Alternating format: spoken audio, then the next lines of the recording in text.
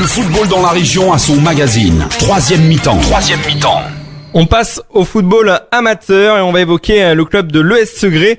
Les Segréens, un 9e de DH qui reçoivent les Voltigeurs de Châteaubriand, 7e samedi soir. Début du match à 20h30 et pour en parler, le président de l'ES Segré est avec nous, Jean-Paul Cherriot. Bonsoir président. Bonsoir. Alors difficile d'analyser le début de saison, il y a eu du bon, notamment avec la victoire à La Roche, le nul contre les Sables. Et puis la désillusion, notamment en coupe lors du 3e tour le week-end dernier contre Machecoul, club de PH. Oui, tout à fait. On va dire en championnat, je dirais il y a eu pratiquement que du bon, sauf peut-être la première mi-temps contre les Sables d'Olonne. Mais le premier match à l'ESO La Roche a été d'une bonne facture. Il s'est soldé par une victoire tout à fait logique. Par contre les Sables d'Olonne, même si l'entame a été un peu ratée, l'équipe a bien su réagir en seconde mi-temps et aurait même pu l'emporter. Tandis qu'à Chaland, je pense que finalement c'est peut-être le meilleur match qui a été fait par l'équipe première depuis le début de la saison contre un adversaire d'une autre qualité.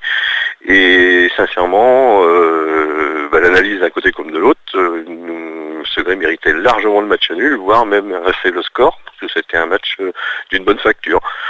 C'est vrai que c'est sincèrement suivi après d'une contre-performance en Coupe de France, mais l'équipe était peut-être un petit peu différente. Et puis aussi, c'est très bien qu'on n'a pas non plus un effectif pléthorique pour arriver à jouer sur tous les tableaux, même s'il n'y a pas de choix de fait, mais on est tombé sur une équipe qui vaut largement la PH d'ailleurs, je pense, on verra dans la saison si je me trompe, et puis une équipe segréenne qui ne valait pas la DH ce jour-là, donc avec beaucoup plus d'envie du côté de Machecoul. C'est ce qui est arrivé en coupe, ça fait la différence. Il y avait pas est logique. Il n'y avait pas d'objectif coupe. L'objectif coupe, vous savez, cette année, d'ailleurs l'objectif coupe c'est très difficile à donner. Quand on évolue en DH, je pense que déjà l'objectif coupe, si on parle Coupe de France, arriver au 7e tour c'est déjà pas mal. D'ailleurs je pense que tout le monde l'a bien compris, puisque cette année lors du 7e tour de la Coupe de France il y aura championnat DH. Donc ça veut dire aussi qu'il n'y a plus beaucoup d'équipes de DH à cette époque-là en Coupe de France. Voilà. Le match contre Châteaubriand, contre les Voltigeurs de Châteaubriand, c'est déjà une rencontre clé finalement, non ? Déjà le match contre Châteaubriand, on sait très bien qu'on va rencontrer l'un des grands favoris de la DH pour la montée, pour l'accession en CFA2. Il n'y a sans doute pas que Châteaubriand, mais Châteaubriand en fait partie, ont certainement d'autres arguments que nous. Maintenant, ça reste un match de foot où quelquefois les plus faibles font quand même quelques bonnes performances, et là par contre il faudra beaucoup d'engagement, de la réussite aussi, pour arriver au moins à se mettre au niveau de cette équipe de Châteaubriand. L'objectif de l'ES Segré cette saison en DH, c'est quoi ? C'est le maintien évidemment ? Oui, bien sûr. Je pense que là, cette année, c'est clair. Au moins on s'y attend, c'est ça l'avantage, peut-être. Oui, parce qu'on sait très bien on va dire, quand même affaibli sur le papier, du moins. Maintenant, sur le terrain, on verra ce que ça donne. Mais c'est vrai qu'on aura besoin vraiment de tout l'effectif pour arriver à au moins faire autant de points que la saison dernière, voire un petit peu plus, pour être tranquille un peu plus tôt. L'entame a été meilleure finalement que la saison passée. Maintenant, il faudra confirmer. Ça, c'est autre chose. J'ai vu notamment le match contre les Sables. L'équipe est quand même jeune. Oui, très jeune, bien sûr. Elle a été rajeunie, on va dire, si peut-être précipitamment par la force des choses, ce qui n'est pas forcément mauvais non plus, mais peut-être plus compliqué aussi pour faire des résultats dès le départ de la saison. C'est vrai qu'il a fallu, l'effectif est quand même sérieusement renouvelé, rajeuni avec quelques joueurs qui sont arrivés chez nous cette année, puis rajeuni aussi avec des joueurs qui ont été formés à Segré. Donc c'est vrai que c'est un petit peu un tournant cette année. Il faut s'adapter à toutes les circonstances. On l'a déjà été habitué par le passé, c'est comme ça cette année. Florian Bolaton pour vous êtes à Ouest France. Bonjour président Cherriot, Florian Bolaton, Ouest France. C'est vrai qu'elle est un petit peu gênante cette élimination à Machecoul, le club de PH, parce qu'elle contraste clairement sur votre bon début de saison en DH. Vous qui avez quand même vécu un traumatisme l'année dernière, dans ce même championnat de DH, vous êtes sauvé lors du mois d'avril, si je ne me trompe pas. Là, ça contraste un peu votre très bon début de saison avec beaucoup de jeunes. Vous vous attendiez pas à sortir de route aussi rapidement en Coupe de France, et qui plus est face à un club de PH, vous avez dû être sacrément remonté. Je vais vous dire franchement, pour moi c'est pas une si grosse surprise que ça. Parce que comme vous l'évoquez tout à l'heure, justement, il va falloir s'attendre à avoir des périodes en dents de scie, hein. C'est complètement logique. Quand on a justement un effectif très jeune, on sait très bien que on peut aligner deux ou trois bonnes performances à suivre, et puis à un moment ou à un autre, ça flanche un petit peu. C'est ce qui. Mais je dis juste que ça vient un petit peu gâcher votre super début de saison en DH, parce que vous avez fait un super début de saison. Gâché, oui, mais bon, attendez, la Coupe de France, on sait très bien qu'on n'ira pas tous au Stade de France, hein, certainement pas Segré non plus. Non, mais là, c'est le troisième tour. Comme je disais tout à l'heure, on a été plusieurs fois au sixième tour. Déjà, on rencontre des équipes de CFA les 3 dernières années, c'est ce qui nous est arrivé. Ça ne fait pas forcément, ça attire pas non plus un monde fou. Et puis même si on sort de justesse, mais on sort quand même. Donc je pense ce qui est vraiment intéressant en Coupe de France, c'est ce qu'il en est pour l'avoir vécu, c'est d'aller quand même relativement loin. Et je pense que pour aller relativement loin, il faut quand même être armé. Les années où on était loin, on était quand même en CFA et CFA2. En DH, vous voyez bien d'ailleurs au 7e tour, je vous dis, il y a championnat. Donc ça veut dire que vous nous retrouvez très peu de DH déjà à cette époque-là. Et bon, bien sûr, en 7e tour, quand on y arrive, tout le monde est content si on peut rencontrer une Ligue 2 ou choses comme ça. Bon, enfin, il n'y en a pas pour tout le monde. Merci, président. Florian, dernière petite question. Non, j'ai juste la priorité au championnat, donc pas de maillot Coupe de France pour le Segré. Oui, vous savez, des maillots Coupe de France, on en a encore en réserve. Hein. Il y a de quoi faire. Je pense pas que l'objectif c'est d'avoir des maillots Coupe de France, hein, quand même. Hein. J'espère qu'ils sont autres que ça, les objectifs. Ouais. Personne n'a oublié les aventures de l'ES Segré en Coupe de France, notamment contre Auxerre, contre Marseille. Il y en avait beaucoup. On donc était en CFA, c'est pour ça. On était en CFA et on a eu des tirages extrêmement favorables.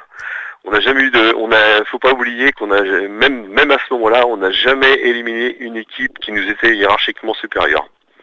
Et même de même niveau. Merci, président, d'avoir accepté notre invitation, sur Oxygène Radio, donc dans 3e mi-temps. Je vous souhaite un bon match contre les Voltigeurs de Châteaubriand et puis on espère une victoire segréenne. Merci, bonne soirée. Le football dans la région a son magazine. 3e mi-temps. Voilà, c'était Jean-Paul Cherot, le président de l'ES Segré. C'est vrai que Segré a un match très compliqué à jouer contre les Voltigeurs de Châteaubriand. Messieurs, ça risque d'être compliqué ce week-end. Hein. Je n'aimerais juste pas que cette élimination gâche leur bon début de saison, parce qu'il va falloir se relever ce week-end face à Châteaubriand, et là, ça sera pas une équipe de PH en face. Pas de match ce week-end, donc pour l'ancienne Château-Gontier. La rencontre contre Bonchamp-lès-Laval a été reportée, c'est en DH évidemment. La cause, c'est un 4e tour de Coupe de France, enfin un 4e tour un peu remanié. Pourquoi ? Parce qu'a priori, il y a trop d'équipes de la Ligue du Maine qualifiées. C'est un imbroglio total encore, Cédric. Je viens de l'apprendre aujourd'hui, effectivement. C'est 3 matchs, je crois, de tirage complémentaire. Bon, c'est plus que bizarre. La Ligue Atlantique, justement, sur le tirage d'hier, a réussi à s'arranger pour qu'il s'évite ce genre de problème. Ce qui fait que pour les 3 vainqueurs, ça leur fait quand même un tour de plus. C'est incompréhensible. C'est vraiment incompréhensible. Il y a eu la même genre d'histoire. J'aurais utilisé le même mot quand on parlait de Marin la semaine dernière. Et là, c'est une histoire qui est pareille, vraiment, qui me dépasse. Ça n'a rien de sportif. En plus, ils utilisent un peu comme argument l'équipe du Mans.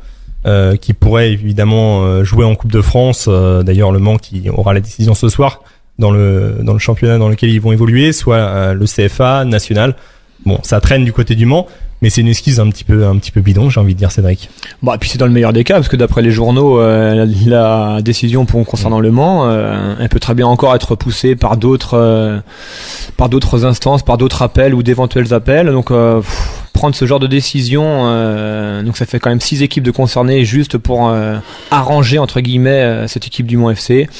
Et ça fausse la compétition. Parce que, enfin, je veux dire, Bonchamp-les-Laval, qui est concerné par exemple par l'affaire, devait jouer ce week-end en DH, mais finalement ils vont jouer le 4e tour de Coupe de France. Mais ils vont jouer un tour de plus que les autres. C'est quoi ça? Non, mais c'est tout le monde dans le même sac. C'est vrai. La Fédération française de football, la Ligue football professionnel, l'histoire du Mans FC, il serait temps qu'elle soit réglée. Tu dis, Romain, que ce soir on va savoir de manière définitive. Je suis pas sûr du tout. Là, c'est sûr qu'on a passé l'étape du CNSF, mais il y en a d'autres étapes derrière. À la fin des appels, hein. Moi, ce qui me scandalise, c'est qu'on pénalise le football amateur derrière, qui est clair et net. On le pénalise. Tout ça à cause du Mans FC. Il faut savoir qu'Henri Lagarda, il y a quand même beaucoup d'histoires avec beaucoup de choses qui se passent autour de cet homme et de ses entreprises. Je sais pas, je trouve que c'est plus qu'un abruguilleux, c'est une incompétence au 20 septembre de pas savoir dans quelle division ils vont jouer. Cédric, par rapport à la Coupe de France, l'équité sportive est pas du tout respectée. C'est le mot incompréhensible, il est même pas de taille, c'est vraiment c'est vraiment faible, ouais. Je me mets à la place des 6 équipes qui ont à jouer un tour de plus. C'est complètement anormal. Il y a un recours pour non, a priori il y aura pas de recours. Ça m'étonnerait. Je connais pas les textes par cœur, mais je vois pas les 6 clubs faire appel. Parce qu'ils sont désavantagés quand même. Ah bah complètement. Donc c'est un petit peu dur. C'est pour le président du club de Châtelet que vous êtes. Vous auriez vu jouer un tour supplémentaire, un 4e tour comme ça? S'il avait fallu le faire, on l'aurait fait, mais on n'aurait pas été de une content. Mais en même temps, la Ligue Atlantique, elle a fait les choses plutôt bien par rapport au tirage, puisqu'il y avait un nombre également d'équipes qui étaient de 58, je crois, et ils ont fait justement en sorte que les chapeaux soient équilibrés pour qu'ils s'évitent ce genre de tour complémentaire. Alors maintenant, s'il avait fallu le faire, comme ça a été le cas pour Maran la semaine dernière, ils ont bien rejoué un match le vendredi pour rejouer le dimanche. Est-ce que c'était la meilleure décision? Le football amateur n'a pas besoin de ça. Non, c'est pas terrible. Ça fait beaucoup. Vous êtes également président du club de foot de Châtelet et vous jouez ce week-end contre Saint-Jacques-d'Andigné, c'est ça? La B. C'est ça, on démarre le championnat, comme tous les championnats de district et de région, mis à part la DH qui a commencé un petit peu plus tôt, mais tout le monde est sur le pont. Donc nous, entre autres, on démarre effectivement contre la réserve de Saint-James-d'Andigné ce week-end sur notre superbe stade du Mortier. Donc Châtelet est en D2 et l'objectif c'est de monter. Et l'objectif, non, c'est absolument pas la montée, même si ça peut faire sourire. Pourtant vous avez les joueurs pour. Certains. On a des joueurs qui ont joué à un bon niveau, mais des joueurs vieillissants. Donc nous, l'objectif premier, c'est vraiment de pérenniser ce club. Donc on a aussi beaucoup de jeunes et le faire pérenniser en D2 nous semble peut-être être un bon compromis. C'est vrai que vous avez vécu d'incroyables aventures en Coupe de France. Vous êtes jeune de 5 ans d'existence avec 3 montées à la clé. On a du mal à croire que la Châtelet va rester dans un championnat tel que la D2. C'est ça. Au moins attraper la PH pour un club qui a un beau vivier footballistique. Il y a quand même sur le papier une très belle équipe.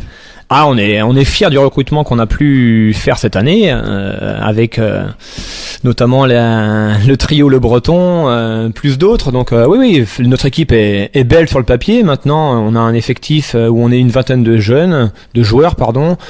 On fera tourner parce que c'est aussi la politique du club de faire jouer tout le monde. Donc notre objectif, c'est vraiment de prendre du plaisir. Alors effectivement, en même temps, si on en prend, on devrait pas être loin des premiers rôles parce que on veut jouer, on veut vraiment prendre du plaisir sur et en dehors du terrain. Donc notre objectif premier, c'est celui-ci. Sans oublier notre école de foot. Un petit mot par rapport à celle-ci. On est rendu à 50 enfants donc dans cette école de foot, ce qui est pas rien. Mal. Ce qui est même énorme pour un club peut-être de D2, non? Et on en est vraiment très fiers. Donc, et avec ça, on a également eu la chance, mais avec un grand C, de pouvoir créer une équipe U19 cette année, avec un concours de circonstances incroyable, ce qui fait qu'on arrive à franchir les 100 licenciés. Et pour l'instant, effectivement, notre club vive bien et on en est pour l'instant très fiers. Mais pour en revenir à la question de départ, Romain, la montée, j'insiste là-dessus, elle se fera si elle a à se faire, mais ce n'est absolument pas l'objectif de départ. Merci Cédric de m'avoir accompagné. Également merci à Florian. Merci à toi Romain. Et puis bon courage donc pour l'équipe du lundi, bon courage pour Châtelet Football Club. Je rappelle les rendez-vous de la semaine et surtout du week-end avec donc Laval qui se déplace à Istres demain soir à 20h et Angesco qui accueille Auxerre à 14h. La JA, l'ancienne équipe de Giroud, Évidemment, on ne l'a pas oublié, ses beaux parcours en Ligue des Champions, notamment contre le Borussia Dortmund, mais ça date d'il y a quelques années. Je rappelle également que le S Segré donc joue samedi soir contre les Voltigeurs de Châteaubriand à Segré, stade de la Route de Poncé. Nous, on se retrouve la semaine prochaine, même jour, même heure. D'ici là, portez-vous bien sur Oxygène Radio.